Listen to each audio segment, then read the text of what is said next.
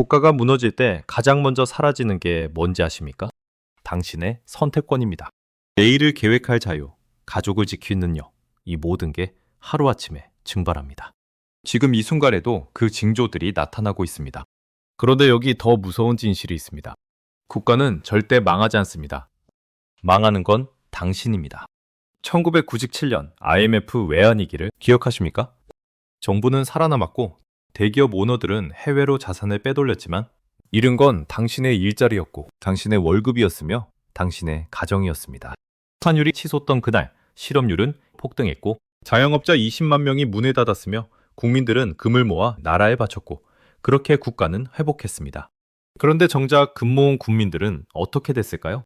여전히 실직 상태였고 빚에 쪼들렸으며 대기업들은 해외에 빼돌린 자산으로 무사했습니다. 지금 똑같은 신호들이 곳곳에서 나타나고 있습니다. 그래서 오늘은 당장 확인해야 할 위험 징조 4가지를 알려드릴 겁니다. 정부도 은행도 지켜주지 않는 당신의 자산을 방어하는 3단계 전략을 손에 쥐게 될 겁니다. 이건 내일 모레 하면 늦습니다. 오늘 밤부터 시작해야 합니다. 먼저 당신이 모르는 사이에 얼마나 많은 빚을 지고 있는지 알아야 하는데 정부가 발표하는 숫자와 실제 숫자는 완전히 다르고 그 차이가 바로 당신의 미래를 결정합니다.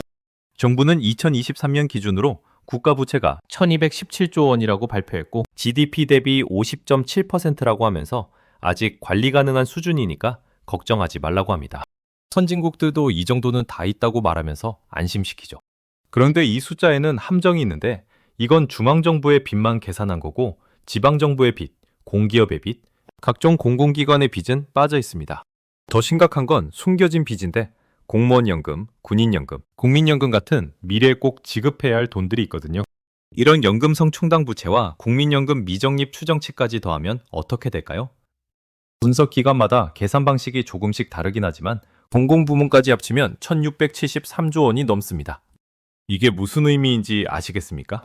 우리나라 전체 인구가 5천만 명 정도 되는데 이 빚을 국민 한 명당으로 나누면 약 2,200만 원이 넘고 갓난아기부터 노인까지 모두 포함해서 말입니다.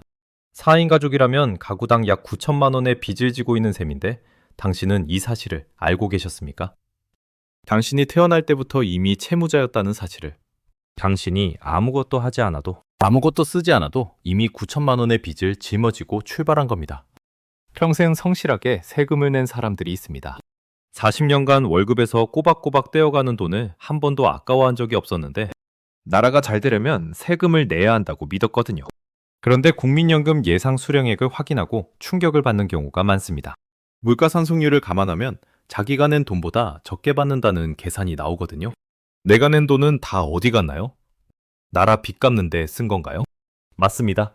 당신이 낸 세금은 빚을 갚는 데 쓰이고 있고 더 정확히 말하면 빚의 이자를 내는 데 쓰이고 있습니다.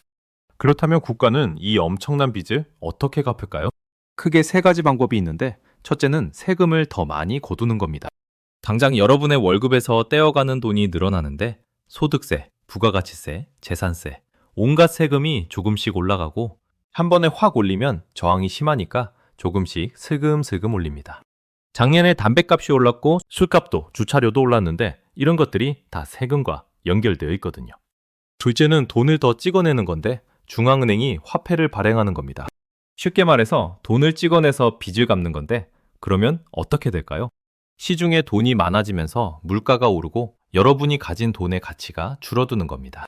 예전에 1,000원으로 라면 한 개를 살 수 있었는데 이제는 1,200원을 내야 한다면 여러분의 저축은 사실상 손해를 본 거고 월급은 그대로인데 물가만 오르면 실질적으로는 임금 삭감을 당한 것과 똑같습니다.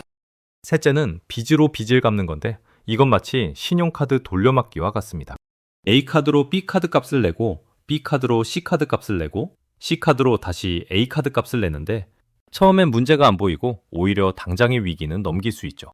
하지만 빚은 계속 불어나고 이자도 계속 늘어나면서 언젠가는 더 이상 빚을 갚을 수 없는 순간이 옵니다. 이 3가지 방법의 공통점이 뭔지 아십니까? 결국 국민의 주머니에서 나온다는 겁니다. 세금을 올리면 당신의 월급이 줄어들고 돈을 찍어내면 당신의 저축이 녹아내리고 빚으로 빚을 갚으면 당신의 미래가 담보로 잡히는 겁니다. 부가의 빚을 카드 돌려막기에 비유하면 더 쉽게 이해할 수 있는데 처음엔 잘 돌아가는 것처럼 보이지만 이자는 계속 쌓이고 어느 순간 감당할 수 없는 눈덩이가 됩니다. 그리고 그 순간이 오면 모든 게 한 번에 무너지는데 2008년 금융위기가 딱 그랬고 1997년 IMF가 딱 그랬습니다. 지금 대한민국은 빚의 이자만 해도 매년 수십조 원에 대고 있는데 이 돈이면 학교를 몇 개나 짓고 병원을 몇 개나 세우고 복지를 얼마나 늘릴 수 있을까요? 하지만 그 돈은 이자로 사라지고 당신이 낸 세금이 이자로 사라지는 겁니다. 더 무서운 건 이게 눈에 보이지 않는다는 겁니다. 당신은 매달 월급을 받고 세금을 떼이지만 그 돈이 어디로 가는지 정확히 모릅니다. 병원비가 오르고 학원비가 오르고 물가가 오르는데 왜 오르는지도 정확히 모릅니다. 그냥 세상이 원래 그런가 보다 하고 넘어가죠. 하지만 이제는 알아야 합니다. 국가부채가 당신의 삶을 갉아먹고 있고 정부가 돈을 찍어낼수록 당신의 돈 가치는 떨어지며 빚의 고리는 결국 당신을 올가매고 있다는 걸 말입니다. 가장 중요한 질문을 던져야 합니다. 이 빚은 누가 갚게 될까요? 정부는 갚지 않습니다. 정치인들도 갚지 않습니다. 대기업 오너들도 갚지 않습니다. 갚는 건 당신입니다. 1997년 IMF 때를 다시 떠올려 보십시오. 국가는 빚을 갚았고 경제는 회복했다고 발표했지만 정작 국민들은 어땠습니까? 실직하고 빚에 쪼들리며 삶이 무너졌습니다. 국가는 회복했지만 국민은 회복하지 못했던 겁니다. 그리고 지금 똑같은 일이 반복되고 있습니다. 정부는 경제가 회복 중이라고 발표하고 성장률이 플러스라고 말하지만 당신의 통장은 알고 있습니다. 현실은 다르다는 걸 말입니다. 이게 바로 보이지 않는 폭탄입니다. 당신은 이미 9천만 원의 빚을 지고 있고 그 빚은 세금과 물가로 당신을 조여오고 있으며 정부는 계속해서 새로운 빚을 만들어내고 있습니다. 그리고 언젠가 이 폭탄은 터질 겁니다. 그렇다면 이 폭탄이 터지기 전에 어떤 신호가 나타날까요? 역사를 보면 모든 경제 위기에는 전조 증상이 있었고 그 신호를 먼저 읽은 사람들은 살아남았으며 무시한 사람들은 모든 걸 잃었습니다. 1997년에도 신호가 있었고 2008년에도 신호가 있었으며 지금도 똑같은 신호들이 나타나고 있습니다. 지금부터 당장 확인해야 할 위험 신호 4가지를 말씀드리겠습니다. 이 중 하나라도 보이면 즉시 대비해야 하고 2개 이상 보이면 당장 오늘 밤부터 움직여야 하며 4개 다 보인다면 이미 시작된 겁니다. 첫 번째 신호는 환율인데 지금 달러원 환율이 1,475원을 돌파했고 연말에는 1,500원까지 갈 수 있다는 전망이 나오고 있습니다. 과거 1,100원에서 1,200원대가 흔하던 시기에 비하면 지금은 300원 이상 올라간 건데 이게 무슨 의미인지 아십니까? 원화 가치가 추락하고 있다는 뜻입니다.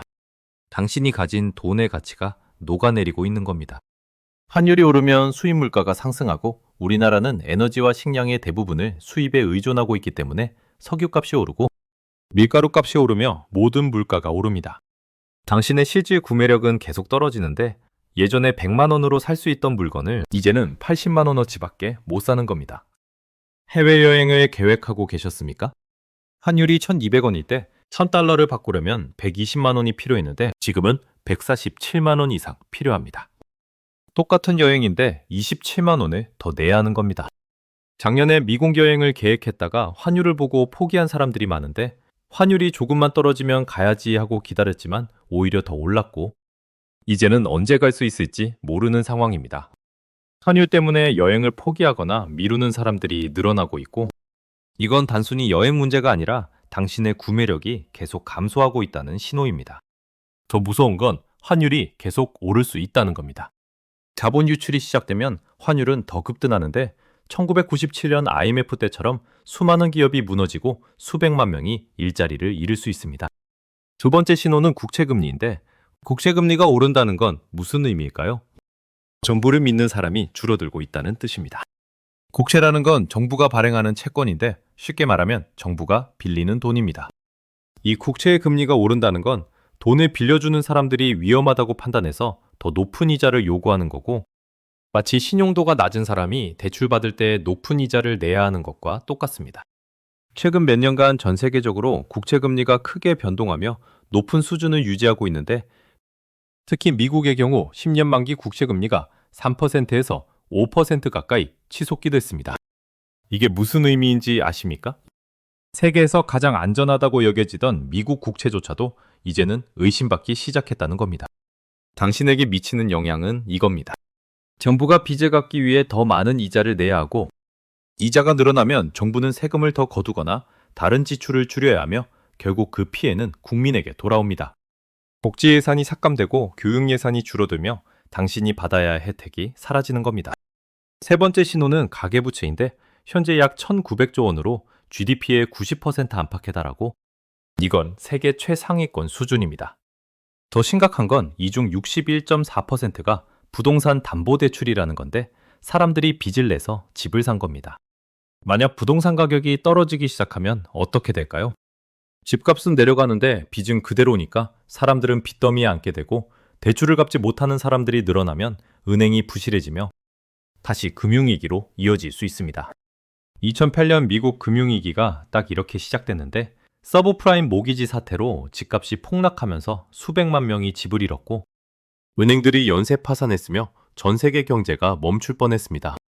10년 전에 아파트를 구입하면서 3억 원을 대출받은 사람들이 많습니다. 당시에는 집값이 계속 오를 거라고 믿었고 월급으로 이자를 내는 게 충분히 감당 가능했습니다. 그런데 최근 들어 금리가 오르면서 매달 내야 하는 이자가 2배 가까이 늘었고 게다가 집값은 오르지 않고 오히려 떨어지는 분위기라 잠을 못 이루는 사람들이 늘고 있습니다. 집을 팔려고 해도 살 사람이 없고 대출을 갚으려고 해도 목돈이 없고 이러다가 집을 빼앗기는 거 아닌가 매일 두렵습니다. 이런 사람들이 지금 수백만 명이고 만약 집값이 본격적으로 폭락하기 시작하면 이들은 모두 빚더미에 앉게 되며 은행들은 부실 대출로 무너지고 금융 시스템 전체가 흔들릴 겁니다. 네 번째 신호는 기업 부도인데 현재 일부 조사에서 건설사 약 절반 가까이가 이자도 제대로 못 갚는 좀비 기업으로 분류되고 있으며 부동산 프로젝트 파이낸싱 부실이 심각한 수준입니다. 경제가 어려워지면 가장 먼저 타격을 받는 건 기업인데 특히 빚이 많은 기업들이 무너지기 시작합니다. 우리나라 기업들의 부채 비율은 계속 높아지고 있고 금리가 오르면 기업들은 이자를 감당하지 못하고 무너지기 시작하며 한 기업이 무너지면 그 기업과 거래하던 다른 기업들도 연쇄적으로 타격을 받습니다. 납품업체는 돈을 못 받고 하청업체는 일거리가 끊기며 직원들은 일자리를 잃는데 이런 상황이 반복되면 연쇄 부도가 발생하고 실업률이 치솟으며 경제 전반에 큰 부담을 주게 됩니다. 1997년 IMF 때가 딱 그랬는데 대기업들이 줄줄이 무너지면서 중소기업들도 연쇄 부도를 맞았고 실업률이 폭등했으며 수많은 자영업자가 문을 닫았습니다. 이 네 가지 신호를 시소에 비유하면 이해하기 쉬운데 시소 한쪽이 천천히 올라가다가 어느 순간 균형점을 넘어서면 확 기울어집니다. 반대편에 앉은 사람은 쿵 하고 바닥에 떨어지는데 환율, 금리, 부채, 부도가 바로 그 시소의 각 지점입니다. 하나가 움직이면 다른 것들도 연쇄적으로 움직이고 균형이 무너지는 순간 모든 게 한 번에 무너집니다. 또 다른 비유로는 도미노를 들 수 있는데 첫 번째 도미노가 넘어가면 멈출 수 없습니다. 환율이 급등하면 기업들이 수입 원가 부담으로 무너지기 시작하고 기업이 무너지면 은행이 부실해지며 은행이 무너지면 가게가 타격을 받고 가게가 무너지면 소비가 줄어들며 소비가 줄어들면 기업이 더 무너지는 악순환이 시작됩니다. 더 충격적인 사실은 이 모든 징조들이 동시다발적으로 나타날 때 시스템은 감당할 수 없는 압력을 받게 된다는 겁니다. 하나하나는 관리할 수 있을지 몰라도 모든 게 한꺼번에 터지면 아무리 강한 나라도 견딜 수 없고 2008년 금융위기가 그랬으며 1997년 IMF가 그랬습니다. 당신은 지금 이 네 가지 신호를 확인했습니까? 환율은 1,475원을 돌파했고 국채금리는 높은 수준을 유지하고 있으며 가계부채는 1,900조 원을 넘어섰고 기업 부도는 증가하고 있습니다. 네 가지 신호가 모두 나타나고 있는 겁니다. 그렇다면 이 신호들은 왜 나타나는 걸까요? 시스템이 어떻게 작동하기에 이런 일이 벌어지는 걸까요? 지금부터 은행에 맡긴 당신의 돈이 어떻게 사라지는지 정확히 알려드립니다. 이걸 이해하면 시스템의 취약한 구조가 보이기 시작합니다. 당신이 은행에 1,000만 원을 예금했다고 생각해 봅시다. 은행은 그 돈을 금고에 고스란히 보관하고 있을까요? 아닙니다. 은행은 법적으로 정해진 지급 준비율에 해당하는 금액만 남겨두고 나머지는 대출해 줍니다. 한국의 법정 지급 준비율은 7%인데 이게 무슨 의미인지 아십니까? 당신이 예금한 1,000만 원 중에서 은행은 겨우 70만 원만 보관하고 나머지 930만 원은 다른 사람에게 빌려준다는 뜻입니다. 그 사람은 받은 돈으로 집을 사거나 사업을 하고 그 돈은 다시 다른 은행으로 들어가며 그 은행도 또 7%만 남기고 대출해 주는데 이런 식으로 최초의 1,000만 원이 시스템 안에서 여러 배로 불어나는 겁니다. 이게 바로 부분지급 준비제도인데 쉽게 말하면 은행이 예금 전액을 보관하지 않고 일부만 남긴 채 운영한다는 뜻입니다. 마법 같죠? 문제는 이 마법이 하나의 전제 조건 위에서만 작동한다는 겁니다. 바로 사람들이 동시에 은행에 가서 돈을 찾지 않는다는 거예요. 만약 어느 날 갑자기 모든 사람이 은행에 가서 자기 돈을 찾으려고 하면 어떻게 될까요? 은행은 실제로 그 돈을 전부 가지고 있지 않으니까 돈을 줄 수가 없습니다. 이걸 뱅크런, 즉 은행 뱅크런이라고 부르는데 은행이 파산하는 가장 빠른 방법입니다. 2023년 미국에서 실리콘밸리 은행이라는 대형 은행이 무너졌는데 하루 만에 420억 달러가 빠져나가면서 파산했습니다. 사람들이 불안해서 돈을 찾기 시작했고 한 사람이 찾으면 다른 사람도 불안해져서 찾으러 가고 그러면 또 다른 사람도 가고 연쇄 반응이 일어난 겁니다. 그런데 여기서 더 무서운 사실이 있습니다. 이건 은행만의 문제가 아니에요. 국가 전체가 이런 시스템 위에서 돌아가고 있거든요. 정부도, 기업도, 가게도 모두 미래의 돈을 당겨 쓰면서 살아가고 있고 미래의 경제가 계속 성장할 거라는 믿음, 미래에 돈을 벌 수 있을 거라는 확신, 이런 것들이 전체 시스템을 지탱하고 있는 겁니다. 하지만 이 믿음에 균열이 생기기 시작하면 어떻게 될까요? 여기서부터가 진짜 공포의 시작인데 가장 먼저 사라지는 건 유동성입니다. 유동성이라는 말이 좀 어렵게 느껴지실 수도 있는데 쉽게 말하면 돈이 돌아다니는 속도라고 생각하시면 됩니다. 경제가 건강할 때는 돈이 빠르게 돌아다니는데 회사가 직원에게 월급을 주고 직원은 그 돈으로 물건을 사고 가게 주인은 받은 돈으로 재고를 채우고 이런 식으로요. 그런데 위기가 오면 사람들이 돈을 쓰지 않기 시작하는데 앞으로 어떻게 될지 모르니까 일단 아껴야겠다고 생각하는 거죠. 기업도 마찬가지로 투자를 멈추고 채용을 줄이고 비용을 절감하며 은행은 대출을 꺼리는데 돈을 빌려줬다가 못 받을까봐 두려운 거예요. 이렇게 되면 경제 전체에 돈이 마르기 시작하는데 마치 사막에 비가 안 오는 것처럼요. 아무리 돈을 많이 가지고 있어도 그 돈이 돌지 않으면 경제는 멈춰버리고 회사는 물건을 팔 수 없고 사람들은 일자리를 잃고 소득이 줄어들면서 더 이상 소비를 할 수 없게 됩니다. 1997년 IMF 외환위기 당시 우리나라의 외환보유고는 빠르게 바닥을 보이고 있었어요. 외국인 투자자들이 한국에서 돈을 빼가기 시작했고 그러자 기업들이 무너지기 시작했습니다. 문제는 이 기업들이 은행에서 엄청난 돈을 빌려서 사업을 하고 있었다는 건데 기업이 망하면 은행도 부실해지고 대출금을 못 받으니까요. 은행이 부실해지면 사람들은 불안해하는데 내 예금이 안전할까 하는 생각이 들기 시작하는 거예요. 그리고 바로 그 순간 사람들은 은행으로 달려갑니다. 내 돈을 찾아야겠다고 생각하면서요. 뉴스에서 본 적 있으시죠? 은행 앞에 사람들이 줄을 서서 기다리는 모습 말입니다. 그게 바로 뱅크런이고 이게 시작되면 멈출 수가 없어요. 정부는 이럴 때 어떻게 할까요? 예금자 보호제도가 있으니까 걱정하지 말라고 말하는데 은행이 망해도 현재 기준 1억 원까지는 보호해준다고요? 하지만 여기서 한 가지 질문을 던져야 하는데 만약 여러 은행이 동시에 무너진다면 정부가 그 모든 돈을 실제로 보상해 줄 수 있을까요? 답은 아니오입니다. 예금자 보호기금의 규모는 전체 예금에 비해 턱없이 부족합니다. 모든 사람이 동시에 돈을 찾으러 오면 줄 돈이 없다는 뜻이에요. 정부가 할 수 있는 건 결국 돈을 더 찍어내는 것뿐인데 그 순간 화폐 가치는 추락하기 시작합니다. 화폐 가치가 떨어진다는 건 여러분의 월급과 여러분의 저축, 모든 게 휴지 조각이 되어간다는 뜻입니다. 아침에 일어났을 때 빵 한 개가 1,000원이었는데 저녁이 되니 2,000원이 되어 있는 겁니다. 극단적인 경우 물가가 통제불능 수준까지 치솟을 수 있는데 이게 하이퍼 인플레이션입니다. 역사를 보면 이런 일이 실제로 일어나는데 베네수엘라에서는 2018년 인플레이션율이 170만 %를 기록했고 사람들이 휠바로에 돈을 가득 싣고 가서 빵 한 덩이를 샀어요. 돈이 너무 많이 필요해서 지폐로 벽지를 바르는 게 더 싸다는 농담이 나올 정도였죠. 그리고 이 모든 과정에서 가장 먼저 피해를 보는 건 누구일까요?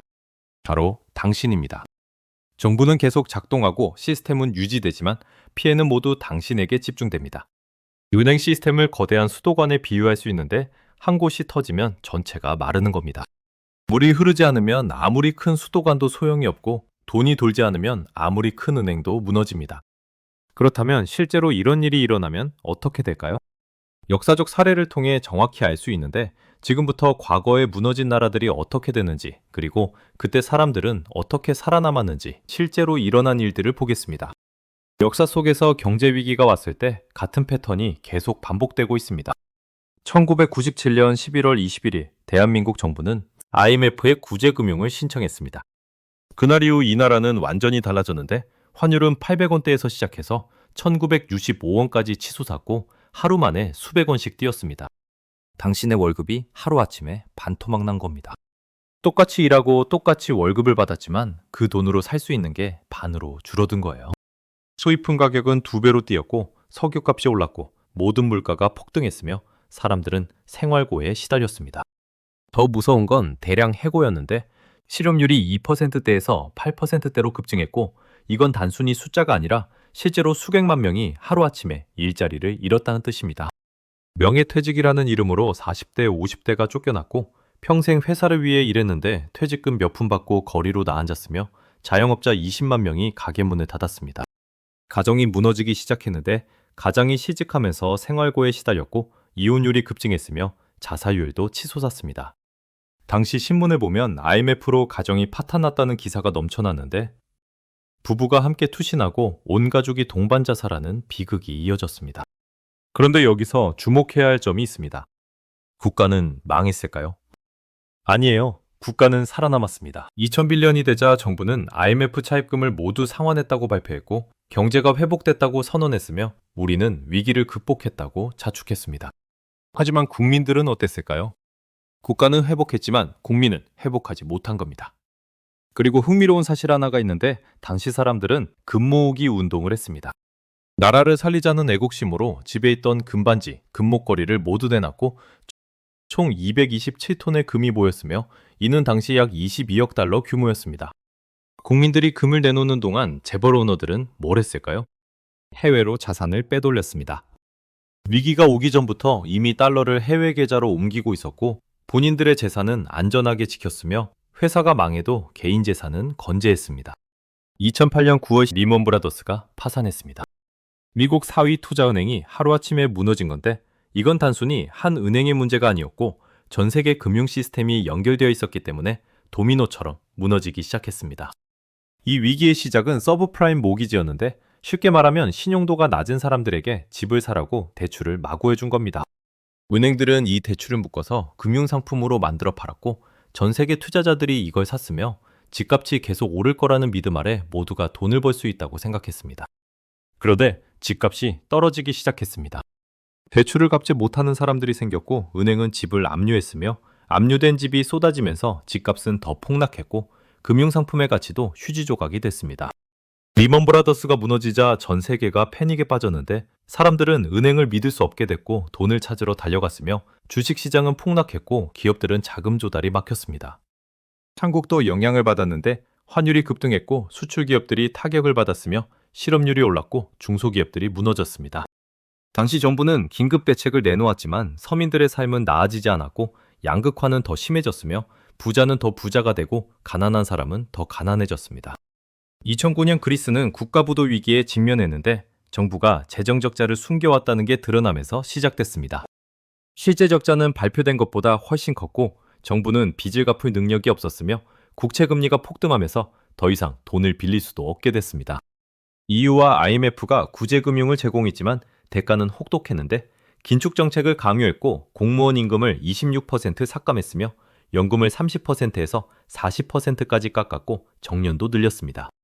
그리스 국민들의 삶은 어떻게 됐을까요? 실업률은 30%까지 치솟았고 청년 실업률은 무려 40%에서 50%에 달했으며 젊은이들은 일자리를 찾아 해외로 떠났습니다. 자살률이 급증했는데 생활고를 비관한 사람들이 스스로 목숨을 끊었고 거리에는 노숙자가 넘쳐났으며 병원비를 낼 수 없어 치료를 포기하는 사람들이 생겼습니다. 이 모든 사례에서 공통점이 보이는데 첫째, 위기가 오기 전에는 모두가 괜찮다고 말했습니다.